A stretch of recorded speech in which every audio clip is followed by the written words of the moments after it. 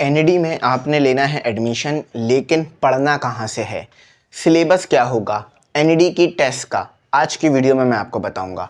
और याद रखना, बहुत ज़्यादा मुश्किल नहीं होता लेकिन बहुत ज़्यादा आसान भी नहीं होता। सही गाइडलाइन अगर आपको मिल जाए तो आपका टेस्ट क्लियर हो जाता है, और सही गाइडलाइन ना मिले तो आप जितनी भी ज़्यादा मेहनत कर लो, जितनी भी अच्छी तैयारी कर लो, टेस्ट क्लियर नहीं हो पाता। और आपको सिर्फ टेस्ट क्लियर नहीं करना, अच्छे नंबर भी लाने हैं। ठीक है, तो मैं आपको बताता हूँ कि प्री इंजीनियरिंग का सिलेबस क्या है, कहाँ से पढ़ना है, क्या क्या कवर करना है। प्री मेडिकल का भी बताता हूँ और कंप्यूटर साइंस का भी बताता हूँ। इंशाल्लाह आने वाले वक्तों में आर्ट्स और कॉमर्स का भी बता दूंगा। सही है। अच्छा, एक छोटी सी चीज़ कहूँगा कि हमारे स्टडी ग्रुप्स चल रहे हैं जिसमें हम आपकी कंप्लीट MD कैट E-कैट की प्रिपरेशन करा रहे हैं। तो नंबर आ रहा है, इस पर कॉन्टैक्ट कर आप हमारे ग्रुप में ऐड हो जाओ। इसमें अभी टेस्ट चल रहे हैं डेली और वीकली, तो उसे अटेम्प्ट करो ताकि पता चले कि आपकी तैयारी कितनी है MD कैट E-कैट की, और तमाम लेक्चर्स आपको मिलेंगे। सही है। अच्छा, सबसे पहले तो बात कर लेते हैं कि कौन कौन से सब्जेक्ट हैं, उसके बाद फिर कोर्स सिलेबस बता देता हूँ। देखो भाई, सिलेबस में आपके पास जो है वो 4 सब्जेक्ट होंगे। ठीक है, एनईडी में बच्चे कंफ्यूज हो रहे होते हैं कि बहुत ज़्यादा सब्जेक्ट होंगे, ऐसा कुछ नहीं है। 4 आपने सब्जेक्ट जो है वो अपने कवर करने हैं। अच्छा, मैं यहाँ लिख देता हूँ ताकि फिर आप देख लेना। अच्छा, सबसे पहला जो सब्जेक्ट है आपके पास वो मैथ होता है।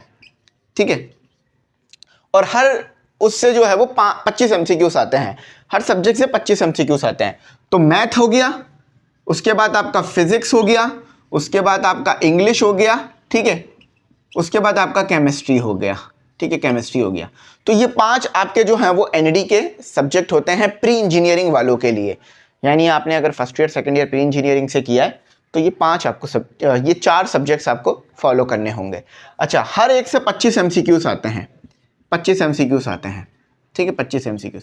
अच्छा, अब सबसे इंपॉर्टेंट सवाल यही होगा बच्चों का कि टॉपिक कौन कौन से हैं, टॉपिक कौन कौन से कवर करने हैं। तो एक चीज़ मैं आपको बता दूं कि टॉपिक आपने तमाम कवर करने होते हैं। सही, ऑल टॉपिक आपने जो है वो कवर करने होते हैं। ऑल टॉपिक्स आपने फिजिक्स, मैथ, इंग्लिश, केमिस्ट्री के कवर करने होते हैं। मगर एक जिस चीज़ में आपको सबसे ज़्यादा फायदा मिल जाता है वो ये होता है, इस चीज़ को अपने दिमाग में रखना, कि जो लेंदी न्यूमेरिकल हैं, ठीक है, वो आपने नहीं करने, और जो डेरिवेशंस हैं वो भी आपने नहीं करनी। सही, अब ये आपका सिलेबस है प्री इंजीनियरिंग के लिए।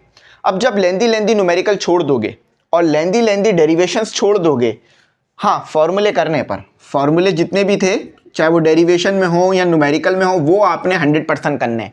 वो भी बहुत ज़्यादा पूछे जाते हैं। तो ये आपका सिलेबस है, इसको अपने दिमाग में रखना है।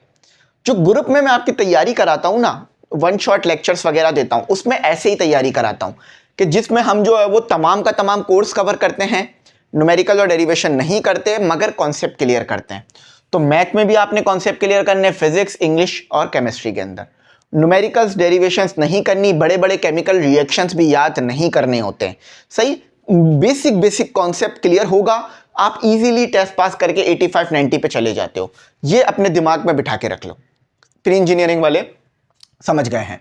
अब प्री मेडिकल वाले बच्चों के लिए आ जाते हैं। प्री मेडिकल वालों का जो सबसे पहले सब्जेक्ट होता है वो होता है बायोलॉजी।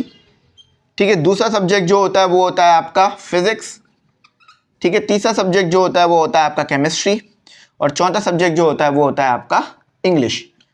ठीक है, आप पहला, दूसरा, तीसरा आगे पीछे भी कर सकते हो, मसला नहीं है। सेम यहां भी सिनेरियो है कि आपने जो है वो न्यूमेरिकल डेरिवेशंस नहीं करनी होती, जो कि फिजिक्स केमिस्ट्री के अंदर होती है, ये नहीं करनी होती। ठीक है, ये आपने नहीं करनी होती। अच्छा, टॉपिक यहां भी ऑल है, टॉपिक यहां भी ऑल टॉपिक्स हैं। एक मिनट। ठीक है, ऑल टॉपिक्स आपने यहां भी कवर करने होते हैं, और साथ ही साथ बायो के जो आपके टॉपिक्स होते हैं उनका आपको बेसिक कॉन्सेप्ट आना चाहिए। इससे आपका इजीली जो है वो कवर हो जाता है। अच्छा, अब एनईडी में मेजॉरिटी बच्चे सिंध बोर्ड को फॉलो कर रहे होते हैं, तो आपने सिंध बोर्ड की बुक्स को ही पढ़ना है। याद रख लो, यहां पर सिंध बोर्ड की अगर आप बुक पढ़ोगे उससे आपका 100% टेस्ट हो जाएगा, 100% सिलेबस कवर हो जाएगा, 100% आपका काम हो जाएगा।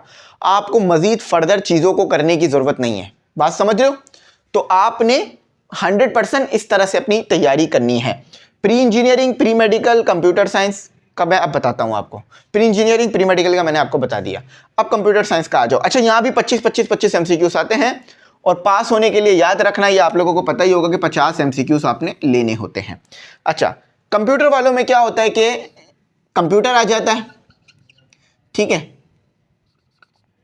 अच्छा, मैथ आ जाता है, उसके बाद आपका जो है वो फिजिक्स आ जाता है। फिजिक्स सब में कॉमन है, फिजिक्स और इंग्लिश सब में कॉमन है, और फर्स्ट ईयर सेकंड ईयर की बुक से एक तैयारी करनी है।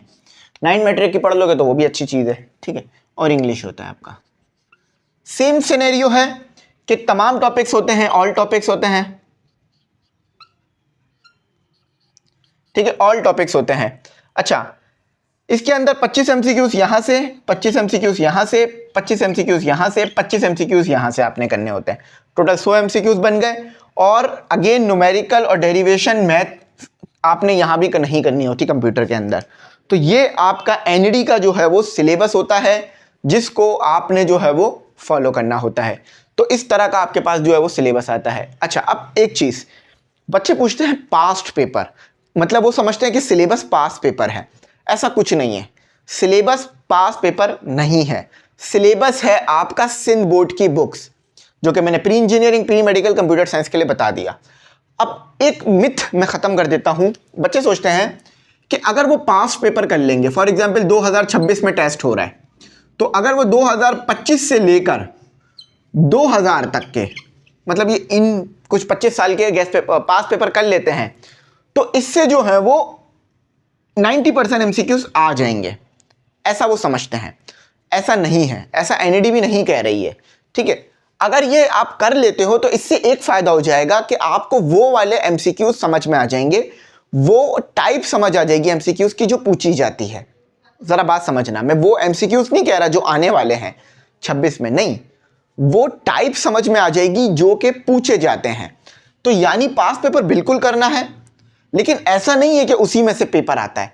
अगर ऐसा हो जाए कि सिर्फ पास पेपर में से आने लग जाए, फिर तो हर बच्चा एनईडी के अंदर पोजीशन ले रहा होगा, हर बच्चे के नंबर 90, 80 आ रहे होंगे या 100 पूरे आ रहे होंगे, ठीक है। तो अच्छे नंबर लेने का है कि उसमें आपको सिंध बोर्ड की बुक्स को ही फॉलो करना है और इन सब्जेक्ट्स को फॉलो करके जाना है। अच्छा, एक चीज आप और भी कर सकते हो कि अगर आपकी केमिस्ट्री की तैयारी नहीं है ना, तो इन 3 को स्ट्रॉन्ग कर लो। और केमिस्ट्री में अगर तुक्के लगाकर आपने 10 नंबर भी ले लिए, तो भी आप 70 से 75 तक टेस्ट क्लियर कर लोगे। एक चीज याद रखना, ये कॉम्पिटिटिव एग्जाम है, यानी इसमें आप मुकाबला कर रहे हो, तो सिर्फ पास होना जरूरी नहीं है, औरों से बेहतर पास होना जरूरी है। समझ रहे हो? अगर फॉर एग्जाम्पल सारे बच्चे 50 नंबर ले आएंगे, तो क्या मेरिट बनेगा? कुछ भी नहीं बनेगा मेरिट, ठीक है। सभी एक साथ ही आ गए होंगे। तो इसी तरह से जो बच्चा आगे नंबर लाएगा वो अपनी मर्जी की सीट ले पाएगा। इस चीज को आपने दिमाग में रखना है। पास पेपर भी करना है, जो मैं प्रैक्टिस MCQs भेजूंगा, जो मैं MCQs बुक भेजूंगा ग्रुप के अंदर, वो भी आपने करनी है। साथ ही साथ pre engineering, pre medical, computer science, इनको आपने फॉलो करना है। ये आपका सिलेबस है, इसको अपने दिमाग में रखना है, ठीक है।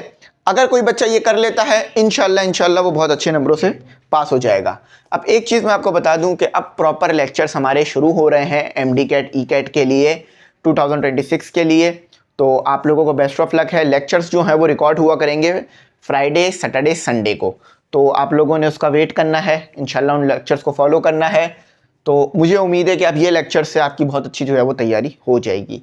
MCQs भी सॉल्व कराऊंगा और मुख्तलिफ चीज़ें कराऊंगा। कोई बात ना समझ में आई हो पूछ लेना, गाइड करूंगा। यहीं तक रखते हैं। Thanks for watching. अल्लाह हाफिज़। कीमती दुआ में ज़रूर याद रखना।